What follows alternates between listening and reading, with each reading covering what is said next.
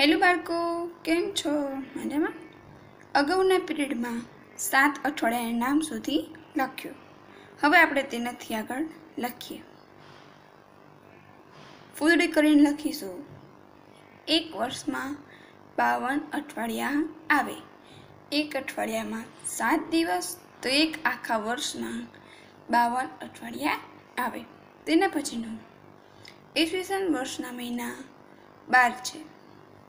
તમે લખો છો 2019, 2020. એ શું છે? ઈસવીસન. હવે તે કયા કયા મહિના છે અને તેમાં કેટલા દિવસો આવે છે તે લખીએ. એક બાજુ મહિના અને બીજી બાજુ તે મહિનામાં કેટલા દિવસો આવે એ લખવાનું છે. સૌથી પહેલો કયો મહિનો હોય? જાન્યુઆરી. તો જાન્યુઆરીમાં કેટલા દિવસો હોય છે? 31. જાન્યુઆરી પછી ફેબ્રુઆરી. ફેબ્રુઆરીમાં 28 કે 29 દિવસ હોય. તેના પછીનું છે માર્ચ. માર્ચમાં કેટલા દિવસ હશે? 31. એપ્રિલમાં 30, મેમાં 31, જૂનમાં 30, જુલાઈમાં 31, ઓગસ્ટમાં પણ 31, સપ્ટેમ્બરમાં 30, ઓક્ટોબરમાં 31, નવેમ્બરમાં 30, ડિસેમ્બરના 31. હવે તમારે CWમાં આ રીતે નથી લખવાનું. એક બાજુ મહિનો અને બીજી બાજુ દિવસ લખવા છે અને 12 મહિનાના સળંગ લખવાના છે. તેના પછી લખીએ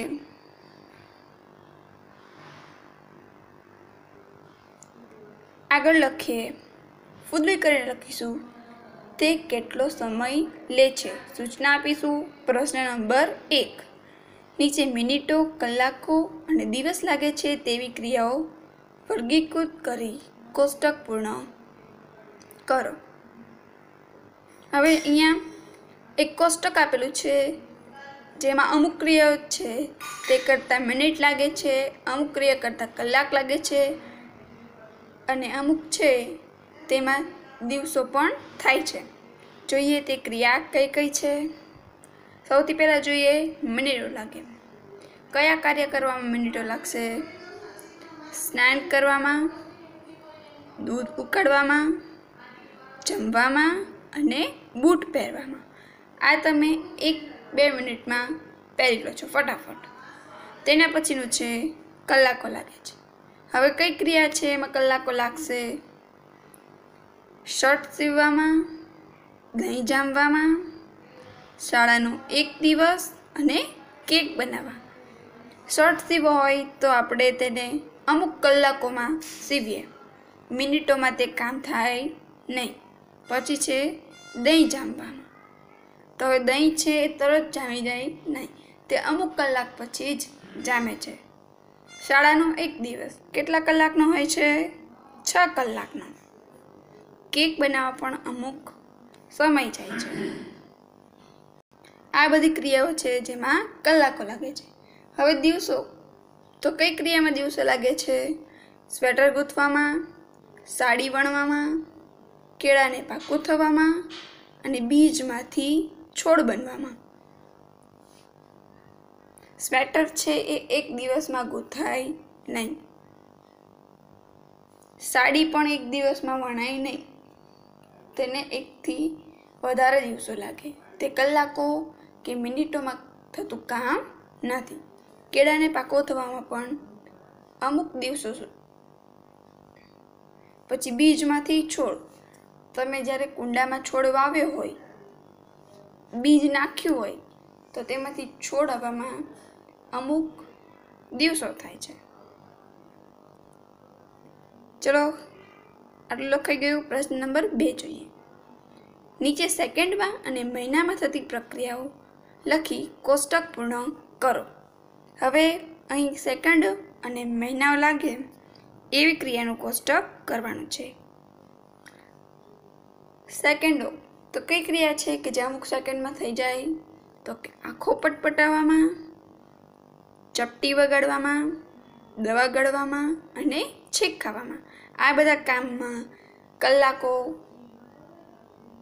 કે મિનિટો લાગે નહીં, અમુક સેકન્ડમાં થઈ જાય. પછી છે મહિનાઓ લાગે. તો કઈ ક્રિયામાં? ઘઉં ઉગાડવામાં, ઉનાળાથી શિયાળો આવવામાં, મકાન ચણવામાં અને પુસ્તક લખવામાં. આ બધી ક્રિયાઓ છે તેમાં મહિનાઓ લાગે છે. તે દિવસો કે કલાકમાં પૂરું થતું નથી. ચલો આટલું લખાઈ ગયું. સામેના પેજ પર જોઈએ. સૂચના આપવાની છે કેલેન્ડર. પાઠ્યપુસ્તકમાં આપ્યું છે એ અહીંયા તમારે લખવાનું છે. પ્રશ્ન 1. વર્ષ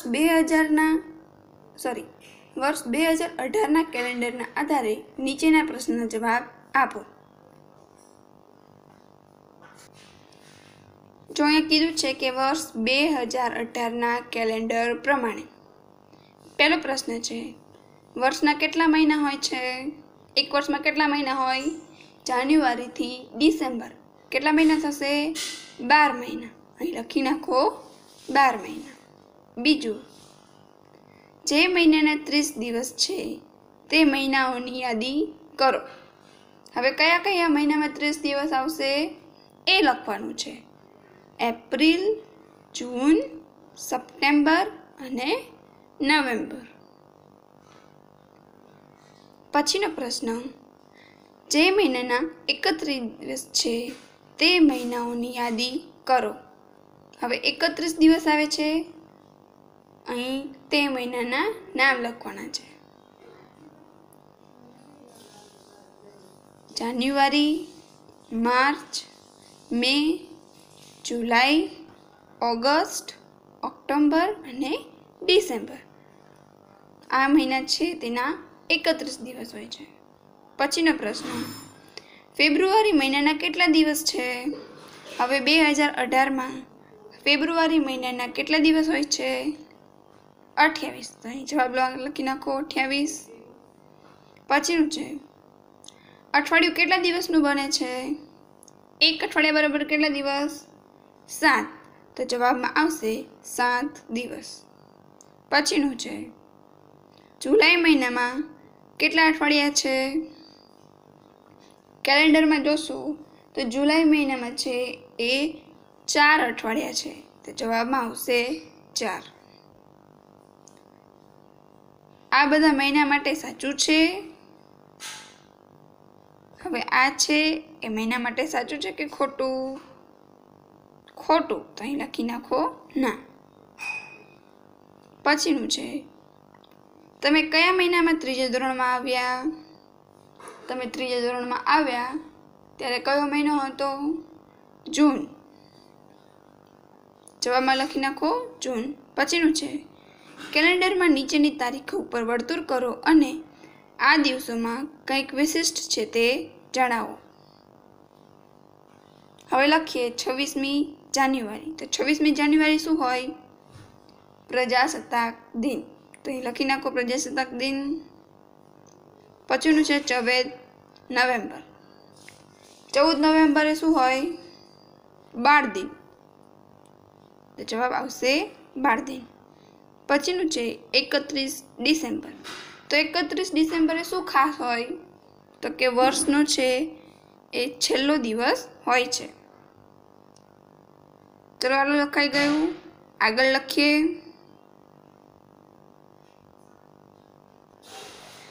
હવે પછીનો નવો વિષય છે સમય, જે આપણે આના પછીના પિરિયડમાં શીખીશું.